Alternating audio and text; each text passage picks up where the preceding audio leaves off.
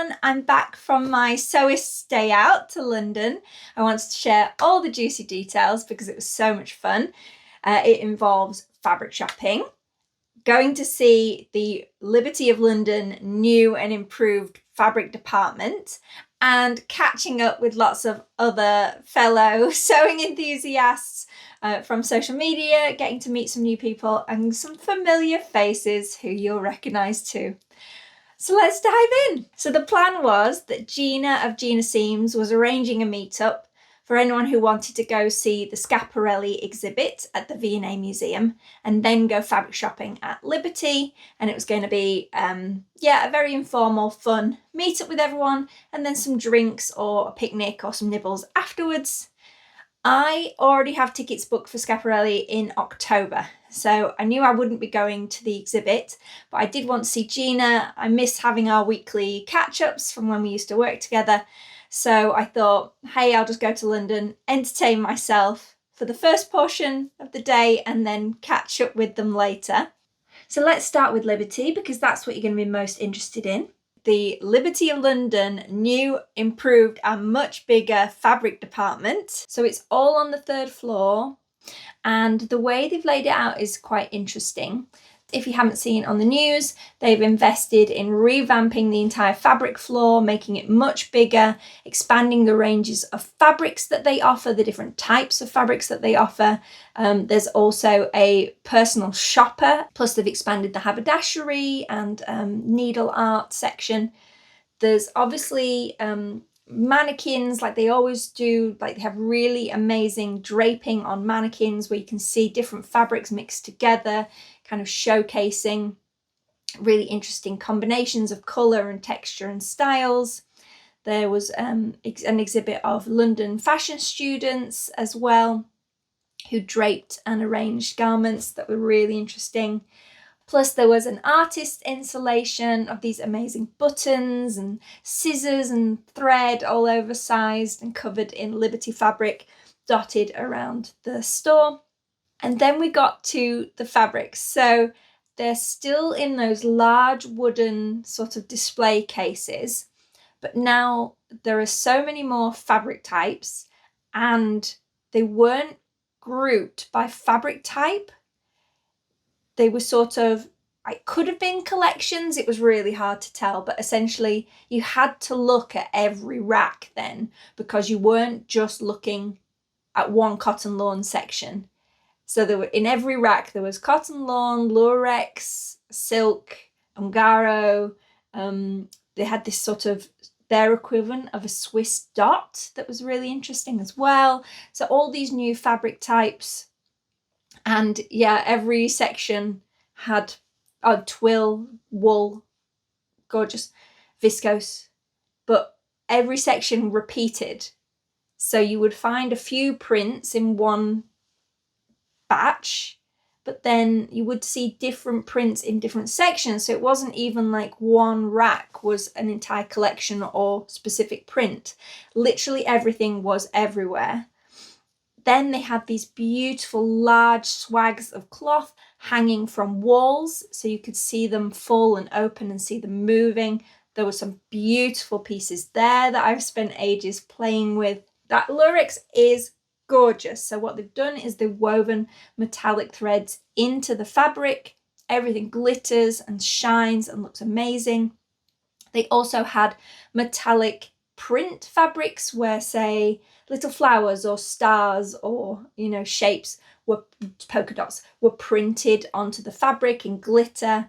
And then they had embroidered metallic fabrics, so a patchwork of flowers in a string, quilted like effect almost, stitched around the fabric in metallic threads. So lots of different styles of metallics. The lurex did catch my heart. Like I said, it just looked incredible, but it was £100 a metre, so I couldn't really justify that. So many more fabric prints on the silk.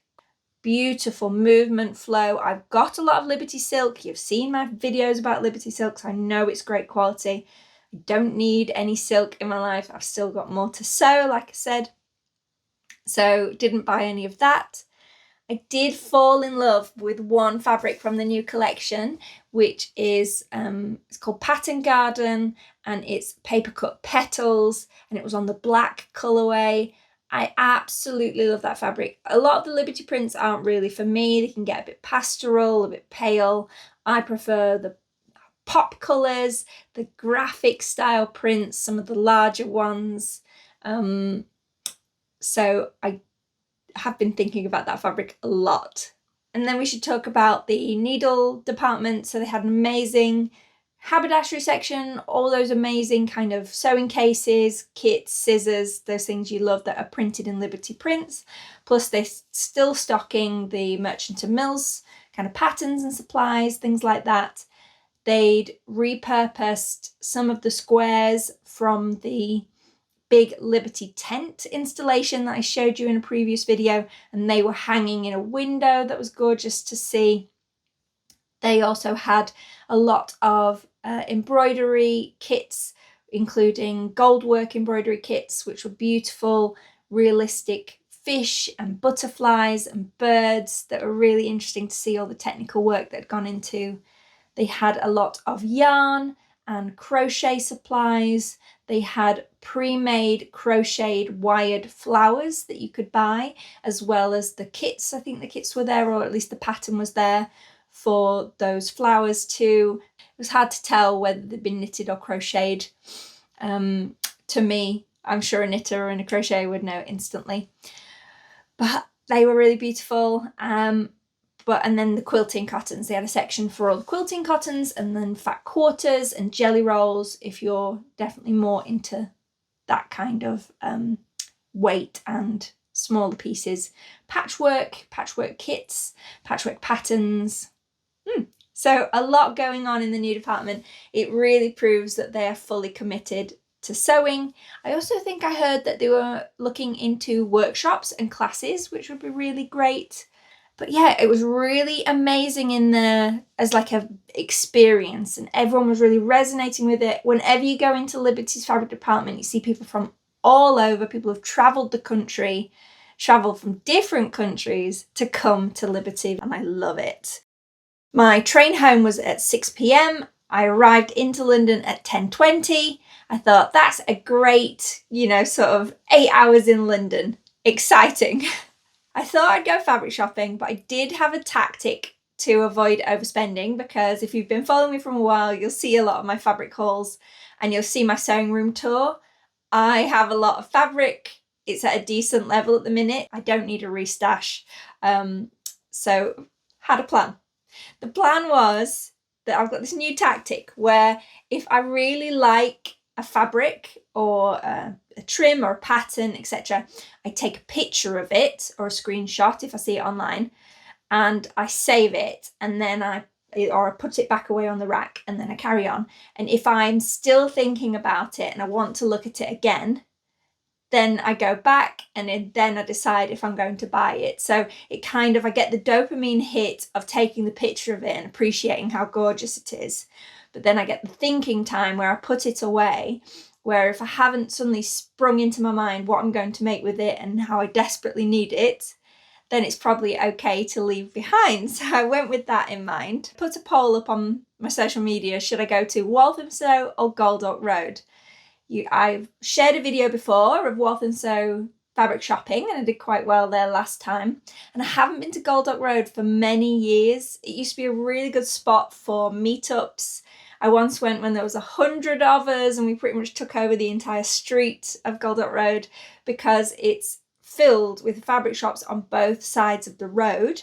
Plus there is Shepherd's Bush Market, which has a bit of fabric as well. So it's a really great destination, similar to how Walthamstow has several shops. So I was trying to pick between them, and I decided to start with Goldhawk Road since I hadn't been in so long. The Goldhawk Road tube station drops you right at the end, the perfect end of the street to start working your way up and going to the fabric shops. I got there about 11. And I immediately started with like A1 Textiles, I think it was, that's on the nearest side.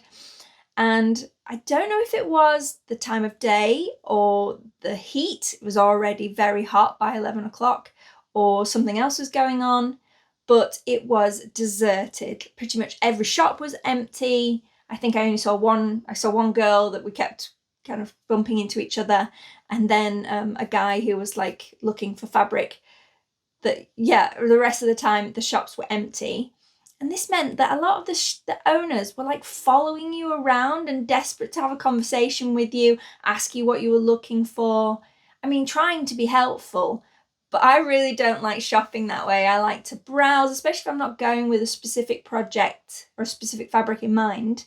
So they pretty much chased me out of most of the shops. And then I tried to go to one of my favourites, which is Classic Textiles, but they were having some kind of inventory or something was going on. And so I walked in and the owner was like, oh, I'm sorry, you can't go into that portion of the shop, but you can look around the front window and upstairs. But the main part of the shop, where if you've ever been, there's these huge bags of pre-packaged 3-metre cuts of Liberty fabric plus rolls on either side, like the best part of the shop. All of those bags were out on the floor, and there was a group of maybe 5 people going through all of the bags looking for something or organising or cataloguing. So I couldn't get to the best bit of the shop. I did look around the window area and there was some really nice things there. And I kind of was like, ooh, looking at this one fabric, and that turned out to be £45 a metre. So I was like, stop. And then upstairs is mostly brand new fabrics and suiting. So that wasn't quite right either. So yeah, I left there pretty empty-handed. I carried on down the street and I actually had more luck at the far end of the street. So then I went to Gold Brick Fabrics, which is really inspiring. It's a really beautiful shop, lots of sort of higher end fabrics, statement pieces. They have really cool laser cut, like sort of leather and denim. And then I did fall in love with this one fabric that I have been thinking about, but I didn't buy. And then now after the fact, I've thought, oh, why didn't I just buy half a metre and make a clutch bag out of it? Because it was so fun. It was a sort of oversized confetti style sequin.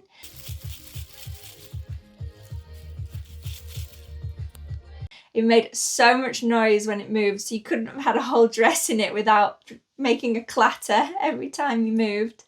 It would have looked very cool as a little skirt or something for dancing.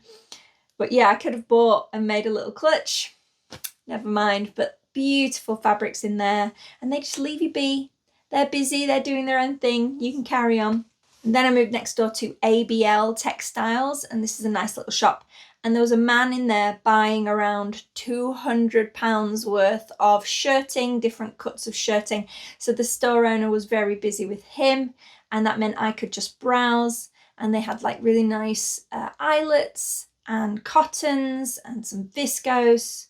I did a full loop of the store, and then I came back to a fabric, and I realised there wasn't much on the bolt, so I grabbed the whole bolt just to walk around with me, and I carried on looking. And then it was like a beautiful, beautiful fabric. So I went up to him when he was done with the man. I said, have you got this in any other colours? And how much is it? And he said, no, he didn't have any more colours, but he did have, it was £10 a metre. So I thought, okay, well, we'll have it then. So I bought the most beautifully soft, 100% cotton. It feels like a cotton lawn or a cotton cambric, something like that. But because it's embroidered with these polka dots, it adds a little bit more weight, and it's slightly sheer. I'm going to show you some close-ups of it. And I don't normally wear a lot of white, so I may dye it just because I don't think white's it's not my colour. But it's incredibly soft, beautiful, large polka dot. I think I measured them about 4.5 centimetres, something like that. And I think I got 3 meters. I think this will make a really gorgeous dress. Something maybe with tiers. There's a really nice new Mimi G pattern coming soon. I'll share more about that collection very soon. I know you love my pattern roundup videos, and I think this could be really great for that. Or I'm quite fancying, I'm very into texture at the minute and sheerness and layers. So if I dyed it and then I wore a slip underneath, and so you could see through it a bit more, dyeing it will make it a little less sheer. It's funny how that works, isn't it? But yeah, isn't that beautiful? So 3 meters, £10 a metre, £30. Hilariously, I'd accidentally removed my bank card from my phone wallet. So when I went to tap and pay, I paid on our joint credit card. That was a great first purchase. After that, I headed to Missan West, which is their outlet store. Really, it's not really an outlet. They just have some clearance items in there, and then the rest is absolutely gorgeous supplies. But they're kind of more fancy fabrics. So I wasn't finding things for everyday use, which I'm more in need of. I do have some events coming up, but I'm overwhelmed with fancy fabrics. I don't need any more fancy fabrics in my stash. And I decided to go to the trim section because I really love adding ribbons and trims and laces to garments at the minute. You probably saw my recent waistcoat top with the lace, the antique lace trim into all the seams. That was such a fun project. I've added ladder lace recently. My Gunny Sacks dress had a lot of lace trim on it. So I thought I'd treat myself to some designer trims. A little bag of goodies. So I'll show these in close-up as well, but essentially they had the same style of ladder lace trim in so many different colours. I was first drawn to this sort of soft baby blue. I think that I have a lot of blue fabrics. I even have an eyelet fabric that is a similar shade to this, and that could be really nice. I also bought it in the most zesty chartreuse. It's not quite a true chartreuse. It's more like a neon lemon. Chartreuse to me has more green in it.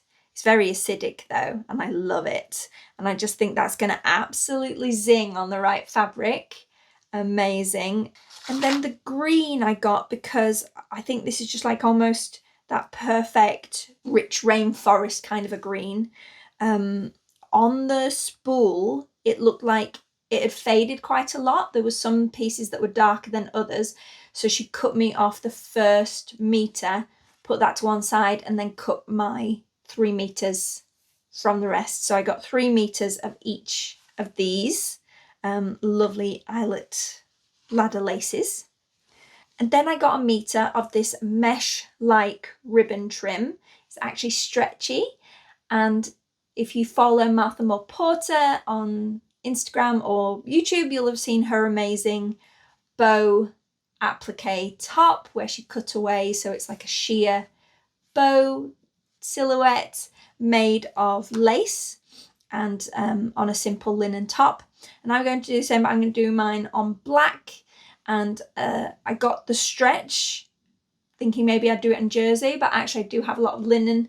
There's some black linen that this could be perfect for.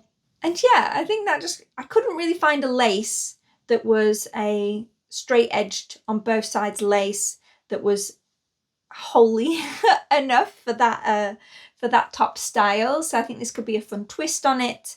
If I make it in athletic, like if I did find an athleisure wear kind of knit, that could be a really fun take on it as well. Make myself a little sports top. But yeah, that's what that is for, that 1 metre. And then I found a box of buttons in the back corner. So I bought myself some sort of faceted clear buttons because when I made my sunprint top, I realised how much I love interesting glass and plastic buttons. So I got 2 packs of the same. They were £6 each, so I have 24 to play with there. And then this pack was 24. I think she charged me £8 for that one. Yeah, so I dropped a decent amount of money in Missan. The lace trims were £3 a metre, but they're really good quality. I'm really pleased with those. And then they're nice and chunky, so I think they'll be really good and visible on a dress. This one was £5 a metre, I guess because it's stretchy, but I don't mind that. I think it's going to be worth it. Because I've been a little underwhelmed by Goldhawk Road, I mean, I did get some treats, but then I had been driven out of most of the stores. I was actually finished by about 12 o'clock, so I jumped back on the tube and headed over to Walthamstow. I knew I wanted to go back to Saeed's because I'd found the most beautiful cotton silk mix in red, which I made a dress from that I showed you. I showed the fabric in the original Walthamstow shopping video, and then I showed you the finished dress in another video. When was that? It was only a few weeks ago. And I love that fabric, but I'd started to worry that I made the wrong thing. And I know it's silly to go back and buy the exact same fabric, but I thought if it's still there, I'm going to go buy some more of that fabric. Maybe in the mint colourway, although I did love the red. To get to Saeed's, you have to walk past all the other fabric shops. You walk down the main street, you pass fabric shops on either side. There's a fun market going on every weekend. And then fabric stall, the man outside Sainsbury's. So I had to walk past all of that. I did have a peek at the man outside Sainsbury's and saw a couple of things that I liked, but I was using my photo system. And then I popped in another shop that was having a closing down sale. So everything was 50% off. And then most things were £2 a metre. And they had some really nice satins. And I was supposed to be looking for satin. I'd written it in my phone and everything. And then it just totally went out of my head. I was on my mission to go to Saeed's, so totally ignored all the satins that I should have bought and carried on down the street. So I got into Saeed's and I searched the entire shop, and only after I'd done every other nook and cranny, I thought, oh, I'm going to look behind this mannequin. And there was a bookcase of fabric that was hidden behind a mannequin, and there it was. They still had the red and he still had the mint green. And I looked at them both again, and I just decided, my instincts were right last time, that it was just too neon, the minty green. It was exceedingly bright. It's not great for my skin tone. It was too green for me. And I went with the red again. So I bought 3 metres at £5, so £15 worth of fabric. And this means I have enough for another lovely dress. I'm going to wear the one that I made, but I just don't think it was the right dress pattern for that fabric, as nice as it looks. So this way I've got a backup, it can live in my stash, and when the time is right, I can make another gorgeous silk cotton dress. The bag is nearly empty. This is my beautiful tulip bag that I got from Tuli's, which is like a charity event where you can go and stand amongst 8 million tulips and live out your influencer dream. So I headed over to Oxford Circus, absolutely madness, on a Saturday, on a sunny Saturday. Every time I go, oh, I regret my life choices. But I decided to go to Fan Trimmings and MacCulloch and Wallis because I was on a bit of a trim kick. So I thought, well, they're 2 great shops to go to. So I started with Fan Trimmings. It's an amazing little Aladdin's cave of treasure trove, amazing glittery and pretty things in every corner, tiny thin racks that you have to sort of squeeze between. The floor is hilariously creaky in every spot, so you can't really hide. Everyone knows where you are at every time. And I was like rifling through all the racks of trim, having a great time. And suddenly this woman was like, oh, I know you. I know you from YouTube. So yes, she stopped me to say she really loved my pattern roundup videos. So if you're out there watching, thank you very much for saying hello. That was really nice. And then she went off on her own shopping adventures, and I picked out 2 things from Fan. So I really wanted a polka dot trim, and I'd seen a few online at MacCulloch and Wallis, so I thought I might get one there, but actually I really liked this one from Fan Trimmings because it's a soft cotton. The polka dots aren't too in your face. I think that's going to be really fun to add to a project, so I got 3 meters of that. And then I got 3.5 meters of cotton ladder insertion lace. This one is pretty good, but when I unraveled the whole length, I ended up getting 3.5 meters because that was all that was left on the card. So I thought, oh well, may as well take it all. There are quite a few burrs in the fabric, so some of the ladders aren't quite perfect, but I think it will be fine when it's installed and you can't really see. It's a bit of a shame because given that was, I think it was £3.25 or £3 a metre, and it's not the greatest quality, but it's a nice size. Black goes with lots of my fabric, so I think that'll look really nice inserted into a dress. So I got those 2. I think the white was like something around the similar, like £3.25 or something like that. So yeah, another handy bit of trim buying. So all my dresses are going to be trimmed. All my tops, you're going to see a lot of insertion and trims added to them. In MacCulloch and Wallis, there were so many gorgeous trims, but by then I'd sort of spent so much money that I was like, you need to stop now. You spent enough money for the day. So I kind of shamed myself, but I did have a lovely time looking around that shop. It's so gorgeous. I have asked for a voucher for my birthday, so we'll see. That might encourage me to come back and buy some trims in the future. I didn't buy anything at Liberty. The Tanner lawns are beautiful. They're gorgeous to sew. They feel amazing. They definitely are worth £30, but something in me can't justify to myself spending it on myself. So I wait until they're a bit lower in price. So strange, isn't it? I don't know. I'm really making me think. I was thinking about this a lot on the way home. I love Liberty prints. I wish I lived the Liberty silk kind of lifestyle. And it did really make me think, like, I know we talk a lot about price and budget and, you know, what are you willing to pay for a fabric? And sometimes a fabric does become more appealing if it's cheaper than you expect it to be. I just think, like, I definitely will pay for fabrics that I absolutely adore, that are worth the value for the event it's going to be connected to. But I'm probably more budget conscious.